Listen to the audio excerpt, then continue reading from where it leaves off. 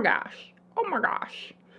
Hey guys, welcome to my channel and thank you so much for being here. My name is Kirsten Quist and I'm a photographer and videographer from Alberta, Canada. Today is very exciting because we're going to be going through that B-roll clip that you just watched, and if you saw my last video you would recognize the clip from it. And today I just wanted to go through it and break down some of the more interesting shots, how I filmed them, and kind of the thought process behind it. Today's video is also very exciting because it's going to be so much easier to film than last week's video. Alright, so the very first shot. So this first shot was pretty simple. I essentially just had my camera on a gimbal and I was walking in while at the same time tilting up. And afterwards I think I put a speed ramp on it too. So this shot was pretty fun. I've had a couple people ask me how I got it, and it's actually way simpler than it looks.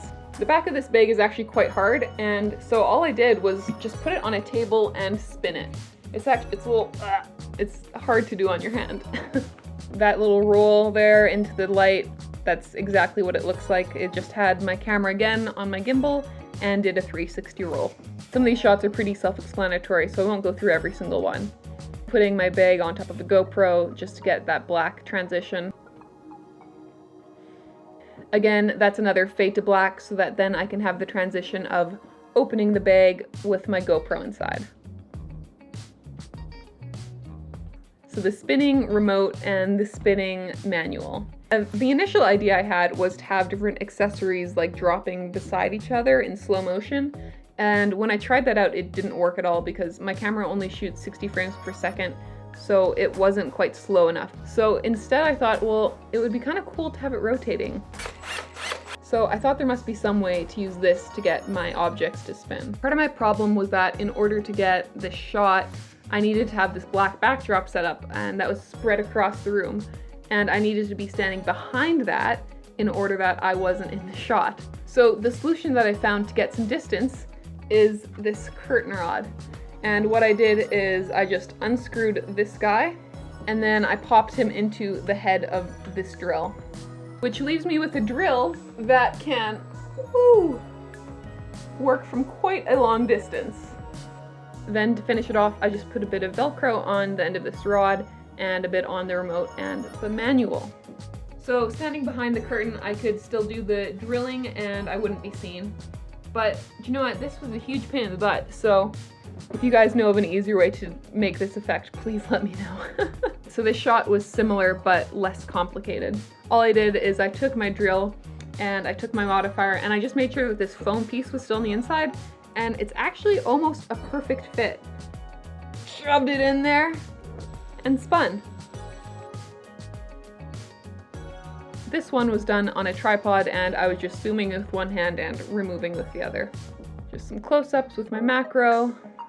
I knew I wanted to have some smoke in the shot, but I didn't have access to a fog machine or anything. So what I ended up doing is actually just grab me a couple of these essential oil diffusers, and they produce a surprising amount of smoke.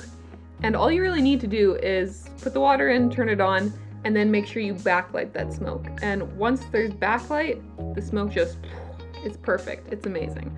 So that's how I got the smoke in these shots. Yeah, and this final shot here is definitely my favorite. I kind of pushed through the smoke. I had my camera on it, again, the gimbal, and just kind of comes around through the smoke and reveals the whole light. You might also be wondering about the transitions here. This is my first time ever using transitions that weren't just hard cuts or, you know, fade to black. And I'll definitely be posting the links below that I found from other YouTubers on how to do them. After I got all the shots done and I got it all edited, I decided to add a ridiculous voiceover just to make it totally over the top. And if you want to see that version, head over to my last video and you can watch the whole thing in its entirety. By the way, thank you guys so much for all the support that you've been giving this channel.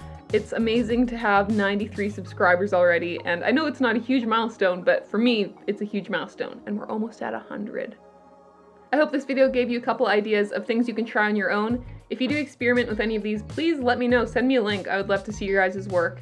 By the way, if you guys have any more questions about how I filmed this or edited this, just let me know down in the comments and I'll be happy to answer.